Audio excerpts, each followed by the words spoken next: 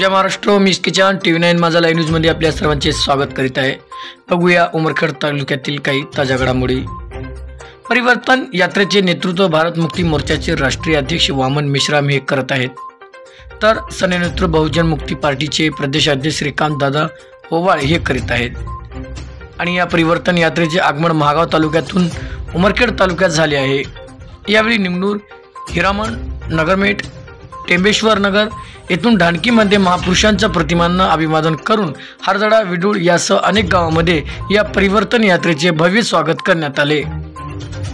त्यानंतर उमरखेड येथे छत्रपती शिवाजी महाराज तथा डॉक्टर बाबासाहेब आंबेडकर यांच्या प्रतिमेस वामन मेश्राम यांनी अभिवादन करून ढोल ताशाच्या गजरात शेकडो गाड्यांचा ताफा कार्यक्रमस्थळी पोहोचला।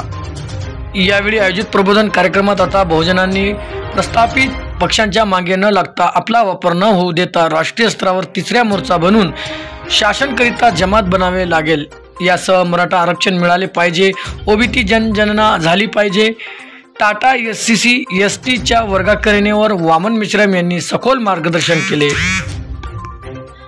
यावेळी प्रमुख मार्गदर्शक म्हणून विद्वान केवटे यांनी आता आपण सामान्य जनतेने आपल्या हिताचे कार्य करणाऱ्या इमानदार नेतृत्वाला मतदानाचा योग्य वापर करून लोकशाही जिवंत ठेवण्यासाठी आपले प्रतिनिधी म्हणून निवडून दिले पाहिजे।